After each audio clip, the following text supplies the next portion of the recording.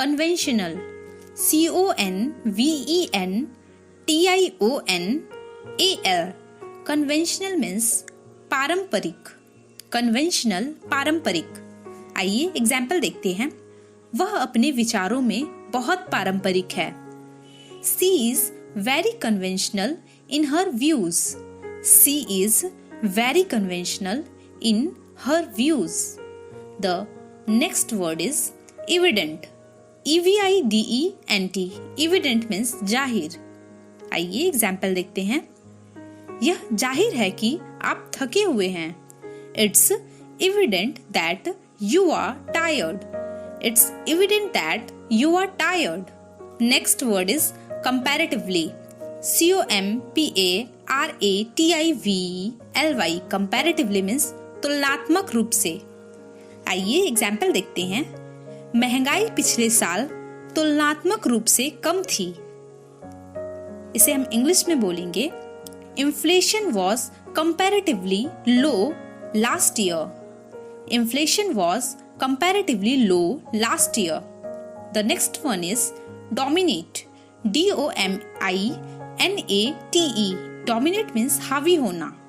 Example, वह मुझ पर हावी होने की कोशिश करती है। She tries to dominate me. She tries to dominate me. The next one is durable. Durable means टिकाऊ। DURABLE. Durable means टिकाऊ। आइए एग्जाम्पल देखते हैं। यह कपड़े बहुत टिकाऊ है।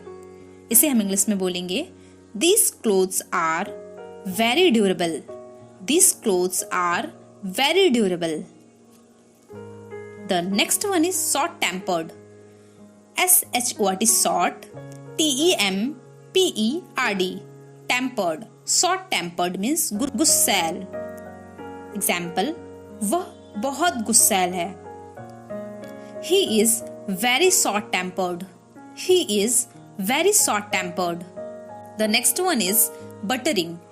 BUTTERING. Buttering means चापलूसी करना। Example, वह अपने बॉस की चापलूसी करता रहता है। इसे हम इंग्लिश में बोलेंगे He keeps buttering up his boss. He keeps buttering up his boss. The next one is vice versa. VICE vice, VERSA versa. Vice versa means विपरीतता से। Example, मैं उसे पसंद नहीं करता और वह भी मुझे नहीं करती। इसे हम इंग्लिश में बोलेंगे I don't like her and vice versa means वह मुझे पसंद नहीं करती, मैं भी उसे पसंद नहीं करता। अगला वर्ड है well mannered. WELL well MANNERED। Well mannered means तमीजदार। एग्जाम्पल, वह एक तमीजदार व्यक्ति लगता है।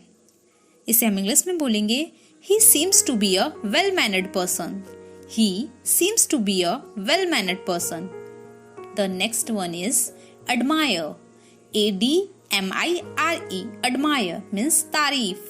Example, मैं आपकी इंग्लिश सीखने की समर्पण की तारीफ करता हूँ। I admire your dedication for English learning.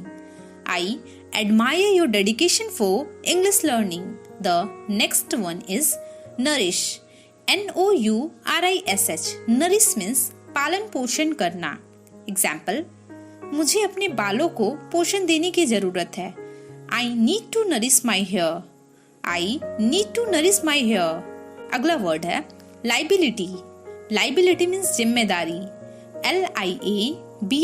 LIABILITY. Liability means जिम्मेदारी। यह मेरी जिम्मेदारी है। It's my liability. It's my liability.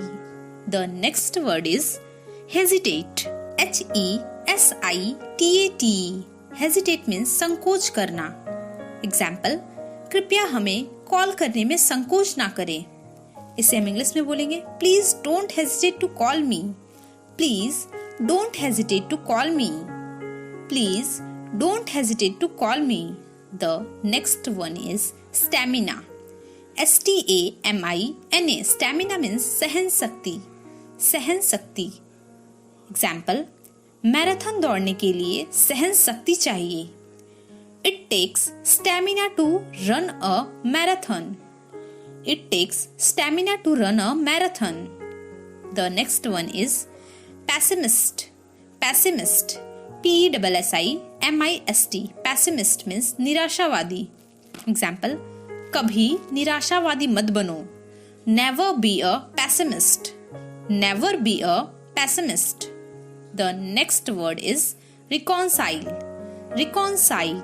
RECONCILE. Reconcile means सामंजस्य स्थापित करना. सामंजस्य स्थापित करना. Example, मैं उन दोनों के विचारों में सामंजस्य स्थापित नहीं कर सकता.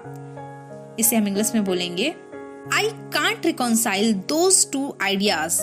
I can't reconcile those two ideas. The next word is outspoken. OUTSPOKEN. Spoken. Outspoken means स्पष्टवादी. Example, वह बहुत स्पष्टवादी है. He is very outspoken. He is very outspoken. The next and last word is offend. OFFEND. Offend. Offend means अपमान करना या नाराज करना. Example, मैं तुम्हें नाराज नहीं करना चाहता था. I didn't mean to offend you. I didn't mean to offend you. Devastate. DEVASTATE. Devastate means स्तंभ रह जाना. Devastate means स्तंभ रह जाना. Example, उसकी दुर्घटना की खबर से मैं स्तंभ हो गया था. Means I was devastated by the news of his accident. I was devastated by the news of his accident. The next one is evil eye. EVILEYEI. Evil eye means बुरी नजर. आइए एग्जाम्पल देखते हैं. उसने मेरी तरफ बुरी नजर से देखा. She looked at me with an evil eye. She looked at me with an evil eye. The next one is smirk. SMIRK. Smirk means बनावटी हंसी. Example, मैंने उसके चेहरे पर बनावटी हंसी देखी. I saw the smirk on her face.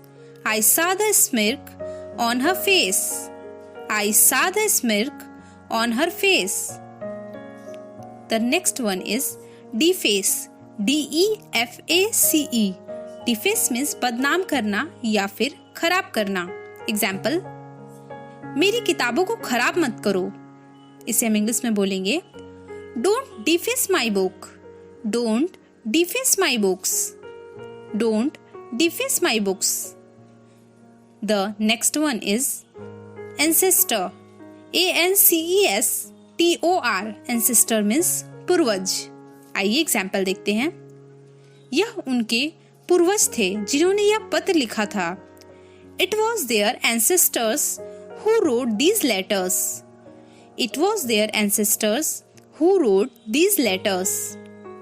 The next one is antagonism. ANTAGONISM. Antagonism means दुश्मनी या फिर नफरत. Example, दो पड़ोसी के बीच दुश्मनी थी. इसे हम इंग्लिश में बोलेंगे There was antagonism between two neighbors. There was antagonism between two neighbors. The next one is minimal. MINIMAL. Minimal means नाम मात्र का या फिर बहुत कम. Example, तूफान ने नाम मात्र का नुकसान पहुंचाया. इसे हम इंग्लिश में बोलेंगे The storm caused minimal damage. The storm caused minimal damage. Next word is amiable.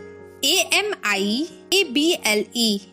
Amiable means मिलनसार या फिर प्रिय या फिर सबका प्यारा. Example, वह एक मिलनसार युवक लग रहा था. इसे हम इंग्लिश में बोलेंगे He seemed an amiable young man. He seemed an amiable young man. Next word is futile. FUTILE. Futile means व्यर्थ या फिर निरर्थक या फिर फालतू. Example, विरोध करना निरर्थक होगा. It would be futile to protest. It would be futile to protest. The next word is admonish. ADMONISH. Admonish means चेतावनी देना या फिर डांटना. Example, उसकी माँ ने उसे जल्दी जल्दी खाने के कारण डांटा. इसे हम इंग्लिश में बोलेंगे His mother admonished him for eating too quickly. His mother admonished him for eating too quickly. Next word is natter. NATTER. Natter means बकवास करना. Example, एक बार जब वह बकवास करना शुरू करता है तो तुम उसे रोक नहीं सकते. इसे हम इंग्लिश में बोलेंगे Once he start nattering, you just can't stop him. Once he start nattering, you just can't stop him. The next word is agenda. AGENDA. Agenda means कार्यसूची. Example, अगले महीने की बैठक के लिए कार्यस्थल पर सुरक्षा कार्यसूची पर है. इसे हम इंग्लिश में बोलेंगे Safety at work is on the agenda for next month's meeting. Safety at work is on the agenda for next month's meeting. The next word is strenuous. Means कठिन प्रयास या फिर कठोर. STRENUOUS. Strenuous means कठिन प्रयास. Example, उनके doctor ने उन्हें कोई भी कठोर व्यायाम ना करने की सलाह दी. इसे हम इंग्लिश में बोलेंगे His doctor advised him not to do any strenuous exercise. His doctor advised him not to do any strenuous exercise. Next word is rebuke. REBUKE. Rebuke means डांटना. Example, उसे बॉस से कड़ी डांट पड़ी. इसे हम इंग्लिश में बोलेंगे He received a stern rebuke from the boss. He received a stern rebuke from the boss. He received a stern rebuke from the boss. Next word is acquittal. ACQUITTAL. Acquittal means छुटकारा या फिर रिहाई. Example, उसे रिहाई मिलने की उम्मीद थी. इसे हम इंग्लिश में बोलेंगे He hoped for an acquittal. He hoped for an acquittal. The next one is retaliate. Means प्रतिशोध. Retaliate means प्रतिशोध. RETAILIATE. Retaliate means प्रतिशोध.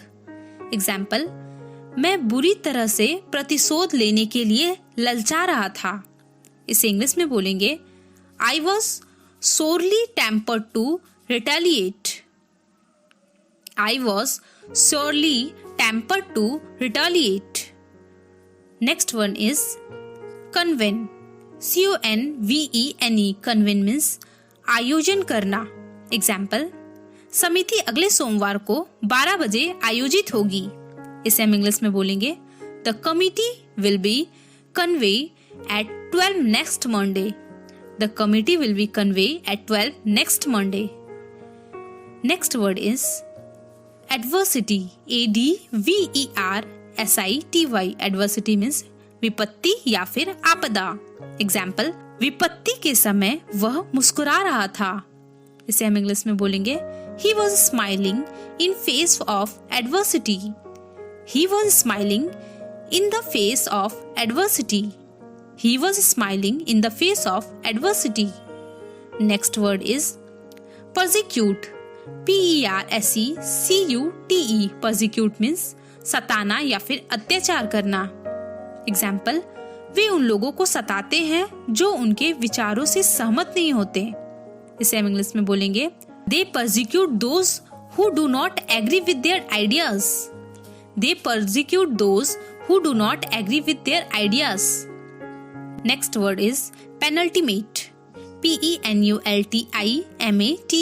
Penultimate means आखिरी से पहले.